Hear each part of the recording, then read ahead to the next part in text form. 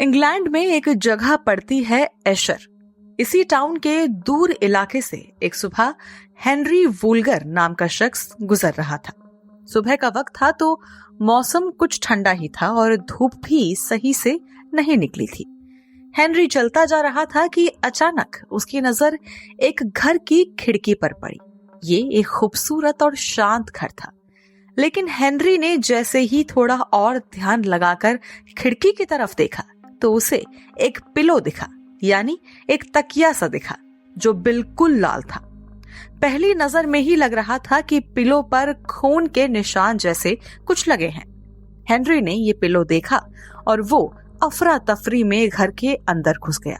उसने उस कमरे को ढूंढने की कोशिश की जिसकी खिड़की उसने बाहर रास्ते से देखी थी। आखिरकार उसे वो कमरा दिख गया, लेकिन कमरे के अंदर पहुंचते ही उसके पसीने छूट गए। दरअसल इस कमरे में एक औरत बैठी थी जिसके हाथ में एक रेजर जैसी कोई चीज थी और उसमें खून लगा हुआ था।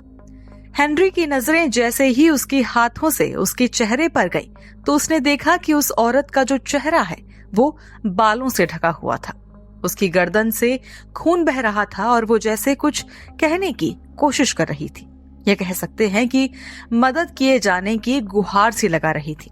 तुरंत हेनरी को लगा कि डॉक्टर को बुलाए जाने की जरूरत है। वो जैसे ही कमरे से बाहर निकला तो उसकी नजर दूसरे कमरे में पड़ी। उस कमरे को देखकर उसके रोंगटे खड़े हो गए। इस कमरे में एक साथ 6 बच्चों की लाश पड़ी थी और पूरे कमरे में खून ही खून फैला हुआ था। नमस्कार दोस्तों, स्वागत है एक बार फिर आपका डार्क टेल्स क्राइम स्टोरीज पर। आज की कहानी का एक छोटा लेकिन डरावना पार्ट मैंने आपको शुरुआत में ही बता दिया है। ऐसा इसीलिए क्योंकि ये पूरी कहानी ही हैरान कर देने वाले फैक्ट से भरी हुई है। शुरू से लेकर आखिर तक ऐसे ऐसे ट्विस्ट आप सभी को देखने को मिलेंगे जो वाकई आपके होश उड़ा देंगे। क्राइम की ये कहानी कुछ 100-150 साल पुरानी है, इसलिए कुछ एक डिटेल्स स्केची हैं, यानी कि धुंधली हैं। लेकिन मैंने कोशिश की है कि आपको ये कहानी आखिरी सिरे तक न सिर्फ समझ आए बल्कि आपको इस कहानी के बारे में छोटी सी छोटी डिटेल भी पता हो। तो चलिए शुरू करते हैं मैरी एन बोरो की कहानी। इंग्लैंड के सर्रे इलाके में 1811 में मैरी एन का जन्म हुआ था। उसके बचपन के बारे में काफी सही तरीके से काफी सारी डिटेल्स अवेलेबल नहीं है, लेकिन कहा जाता है कि उसका बैकग्राउंड ठीक ठाक था। मैरी एन एक अच्छी, समझदार और सुलझी हुई लड़की थी। अब आप पहले ये समझिए कि जबकि ये पूरी कहानी है, यानी कि 1811 से लेकर उसके अगले कुछ सालों तक की, तो उस समय दुनिया भर में डेमोक्रेसी यानी लोकतंत्र बहुत ही कम देशों में हुआ करता था।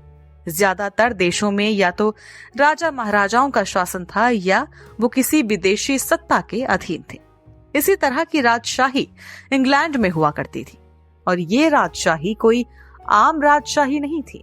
यहाँ हर एक काम के लिए सर्वेंट्स, मेड्स हुआ करते थे, और हर एक काम से मेरा मतलब सिर्फ साफ सफाई या खाना पकाना जैसा जॉब नहीं, बल्कि वाकई कई अजीबोगरीब काम थे जिनके लिए इन लोगों ने सर्वेंट्स को रखा हुआ था। जैसे एक सर्वेंट का काम सिर्फ मीट काटने का होता था, एक सर्वेंट का काम होता था क्वीन स्टैम्प्स पर नजर रखना। कुछ लोगों को तो क्वीन की ड्रेस उठाने तक के लिए रखा गया था ताकि जब वो चलें तो पीछे से उनकी जो ड्रेस है वो गंदी ना हो। तो इसी तरह उस वक्त रानियों के लिए एक दासी भी रखी जाती थी जिसका काम होता था उनके नवजात बच्चों यानी न्यू बॉर्न बेबीज की न सिर्फ देखभाल करना बल्कि उन्हें दूध भी पिलाना। जी हाँ, माँ होने के बावजूद कुछ रानियों ने अपने बच्चों को दूध पिलाने तक के लिए दासियों को रखा हुआ था।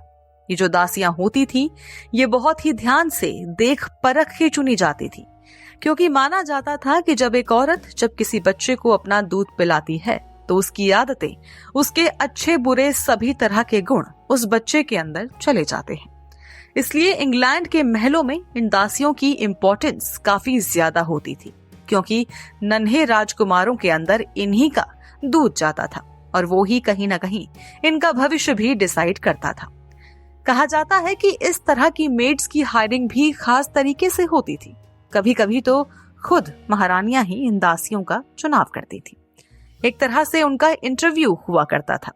जिन दासियों के हाल फिलहाल में बच्चे पैदा हुए होते थे, जो दिखने में सुंदर और हेल्थ में अच्छी होती थी, अक्सर उन्हीं औरतों को इस तरह के काम के लिए रखा जाता था और उनकी तनख्वाह काफी अच्छी हुआ करती थी। तो अब कहानी पर लौटते हैं और आपको कुछ साल आगे ले जाते हैं। 1811 में मैरियन का जन्म हुआ था और अब जब ये कहानी पहुंच गई है तो मैरियन इस वक्त तक काफी बड़ी हो चुकी है। राजघराने में किसी तरह का कामकाज भी करने लगी है, यानी कि मान लीजिए कि वो भी एक मेड ही है। यही काम करते करते उसे जॉर्ज बोरो नाम के शख्स से प्यार हो जाता है और दोनों शादी कर लेते हैं। दोनों के घर में बच्चे भी जन्म लेना शुरू करते हैं।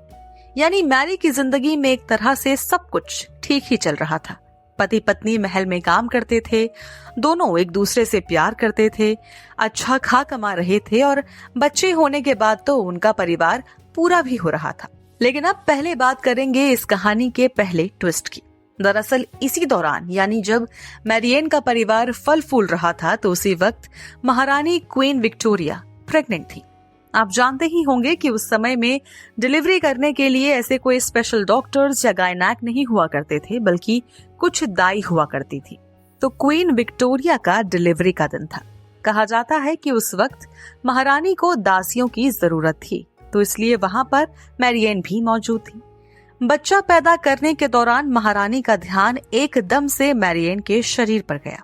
वो शक्ल से सुंदर थी, शरीर से हेल्दी लग रही थी, इसलिए अपने दूसरे बेटे को जन्म देने के बाद महारानी ने उसे दूध पिलाने के लिए और उसकी देखरेख करने के लिए मैरी को काम पर रखने का सोचा। महारानी ने उससे पूछा तो वो तुरंत मान भी गई। अब यहाँ दो चीजें थी, आपको ध्यान देना होगा। दरअसल उसी समय मैरियन ने एक बच्चे को जन्म दिया था। कहा जाता है कि मैरी अपने बच्चे के हिस्से का दूध भी राजकुमार एडवर्ड को कभी कभी पिला दिया करती थी, जिस कारण मैरियन का अपना बच्चा कुछ ही दिन बाद चल बसा था। इसका मैरियन के दिमाग पर गहरा असर पड़ा था, लेकिन हालात तब और ज्यादा बिगड़ गए जब कहानी में आया एक और ट्विस्ट। दरअसल 8 महीने बाद ही, यानी मैरियन को हायर किए हुए कुछ 7-8 महीने बीते होंगे कि एक रोज अचानक क्वीन विक्टोरिया ने मैरियन को नौकरी से निकाल दिया। न सिर्फ मैरियन को वेट नर्स के काम से हटाया गया, बल्कि उसका महल में आना जाना तक बंद करवा दिया गया। इस वाकये की पूरे इंग्लैंड में चर्चा हुई। अचानक किसी दासी को इस तरह हटाना काफी अजीब था। क्वीन विक्टोरिया ने भी कभी इसका कारण पब्लिकली नहीं बताया। कानों कान तक खबर किसी को नहीं लगी कि असली कारण क्या था। लेकिन कहा जाता है कि उन्होंने, यानी क्वीन ने, मैरियन को प्रिंस एडवर्ड को शराब पिलाते हुए देख लिया था। हालांकि इस दावे में कितनी सच्चाई है ये कोई नहीं जानता। तो नौकरी से निकाले जाने के बाद मैरियन की मानसिक हालत खराब होने लगी थी। इस दौरान उसके कुछ और बच्चे हुए, लेकिन हर बच्चे के जन्म के साथ उसकी हालत बिगड़ती चली गई। कुछ रिपोर्ट्स कहती हैं कि उसे पोस्टपार्टम डिप्रेशन हो गया था, यानी ऐसी दिमागी बीमारी जो औरतों में बच्चे के जन्म के बाद होती है। कहा जाता है कि इस दिमागी बीमारी के लिए मैरियन ने एक डॉक्टर को भी दिखाया था और वो दवाएं लेना भी शुरू कर चुकी थी, लेकिन आराम उसे नहीं मिल रहा था। हालांकि दिन गुजरते गए और एक रोज उसके पति को उस पर शक हो गया। कहानी में यहाँ तीसरा ट्विस्ट आया। दरअसल जॉर्ज को शक होने लगा था कि मैरियन उसे धोखा दे रही है और रोजाना किसी और आदमी के साथ घूमने फिरने जाती है। जॉर्ज ने उसके पीछे एक जासूस भी लगा दिया ताकि उसका जो शक है या तो वो यकीन में बदले या फिर हमेशा के लिए दूर हो जाए। लेकिन ये जो जासूस था, ये मैरियन और जॉर्ज के परिवार के लिए एक बहुत बुरी खबर बनकर आया था। दरअसल इस जासूस ने कहा कि वाकई मैरियन का चक्कर चल रहा है, उसका अफेयर चल रहा है। मैरियन वाकई रोजाना एक शख्स से मिलने जा रही थी, लेकिन ये शख्स उसका बॉयफ्रेंड था या डॉक्टर था, इसका खुलासा कभी नहीं हो सका।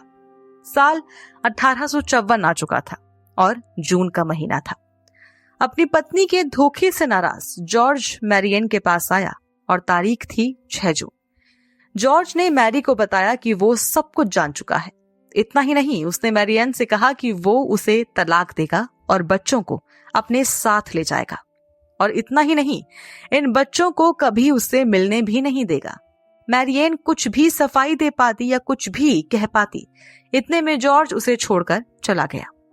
अब जिस वक्त की ये बात है, यानी मिड 19th सेंचुरी की, तो उस वक्त इंग्लैंड में ऐसा कानून था कि अगर कोई औरत पति को धोखा देती है और किसी और मर्द के साथ अफेयर करती है, तो उसका उसके सारे बच्चों से रिश्ता हमेशा के लिए खत्म कर दिया जाएगा और वो जिंदगी भर उन्हें कभी नहीं देख पाएगी, उनसे कभी बात नहीं कर पाएगी। मैरी इस सजा से अच्छी तरह से वाकिफ थी, इसलिए वो चाहती थी कि जॉर्ज बस एक बार उसकी बात सुन ले। कहा जाता है कि अगले 1-2 दिन तक वो जॉर्ज का इंतजार करती रही, लेकिन वो नहीं आया। मैरियन की मानसिक हालत ऐसी हो चुकी थी कि वो एक और सदमा बर्दाश्त करने के हाल में बिल्कुल नहीं थी। ऐसे में जॉर्ज की वो धमकी सुनकर मैरियन ने अपना दिमाग पूरी तरह से खो दिया। जॉर्ज के घर से जाने के कुछ एक हफ्ते बाद इस कहानी में आखिरी और सबसे बड़ा ट्विस्ट आया। दरअसल इसी साल यानी 1854 में मैरियन ने एक सुबह अपने 6 के 6 बच्चों को मौत की नींद सुला दिया। मैरियन ने अपने पति का रेजर लिया और सभी के गलों पर उसे बारी बारी से चला दिया। मैरी एक के बाद एक कत्ल करती गई, लेकिन पल भर के लिए उसके हाथ ना तो रुके और ना ही उसने किसी बच्चे को बचने की हालत में छोड़ा। अपने सारे बच्चों को मारने के बाद मैरी ने आखिर में अपने गले पर भी वार कर लिया और यही वो मोमेंट था जब उसे रियलाइज हुआ कि उसने क्या कर दिया है। उसने अपने बच्चों के साथ कितना बड़ा पाप कर दिया है। उसने पहले चिल्लाने की कोशिश की, लेकिन गले पर कट लगने के कारण वो चीख नहीं पा रही थी। तो उसके बाद उसने खून से लथपथ तकिया खिड़की के बाहर टांग दिया ताकि उसे देखकर कोई तो उसकी मदद करने चला आए और शायद उसके बच्चे भी बच जाएं। हुआ कुछ हद तक ऐसा ही। जहां से कहानी की शुरुआत हुई थी, यानी हेनरी वुल्गर से, तो उसी शख्स ने यह तकिया देखा। वो अंदर गया और तुरंत मदद के लिए लोगों को बुलाया। कहा जाता है कि मैरियन को अस्पताल ले जाने के कुछ ही देर बाद उसने अपने गुनाह कबूल भी कर लिए थे। इस दौरान ये भी पता चला कि मैरियन के कुल 10 बच्चे हुए थे, जिनमें से 3 तो जिंदा ही नहीं बचे। उसने ये भी कबूल किया कि कैसे बच्चों पर हमले से पहले उसकी आंखों के सामने जैसे एक काला बादल सा छा गया था और जब उसने सभी को मौत के घाट उतार दिया, तब जाकर वो बादल उसकी आंखों से छट गया। हालांकि इसका एक और वर्जन सामने आता है। रिपोर्ट्स बताती हैं कि जिस नर्स ने मैरियन के गले की पट्टी की थी, उसे मैरियन ने कहा था कि उसका पति उसके सारे पैसे छीन चुका था और अब उससे उसके बच्चे भी छीनना चाहता था, जो वो बिल्कुल नहीं होने देना चाहती थी। तो इसीलिए उसने इस तरह से जॉर्ज से बदला लिया। उसने एक ऐसा इंतजाम किया, एक ऐसा रास्ता ढूंढा जिससे जॉर्ज उन बच्चों के आसपास तक कभी नहीं फटक पाएगा। हालांकि इस सब में सच क्या है और झूठ क्या, यानी कि मैरियन का कौन सा वर्जन सही है? क्या उसने वाकई जॉर्ज से बदला लेने के लिए अपने 6 के 6 बच्चों को मौत की नींद सुला दिया था, या ये वाकई कोई पोस्टमार्टम डिप्रेशन का एपिसोड था जो उस सदी में कोई नहीं जानता था? खैर, कहानी में आगे बढ़ते हैं और इस कहानी के क्लाइमैक्स पर आते हैं। तो ये जो मामला है ये अब अदालत में जाता है। मैरियन की तरफ से ये कहा जाता है, यानी कि जो उसके वकील थे वो कहते हैं कि ये सब कुछ जब हुआ तब मैरी की मानसिक हालत ठीक नहीं थी। इस बात को प्रूव करने के लिए मैरियन के कई पड़ोसी, दोस्त और रिश्तेदार भी आए। उनका कहना था कि वो एक बहुत अच्छी माँ थी और अपने बच्चों से बेहद प्यार करती थी। इसी तरह के कई कारण पेश किए गए और इन सब के चलते मैरियन को कोर्ट से सजा कभी नहीं मिली। जूरी ये मान गई कि वाकई मैरियन की जो मानसिक हालत है वो सही नहीं है, इसीलिए उसकी जो जगह है वो जेल नहीं बल्कि मेंटल असाइलम है।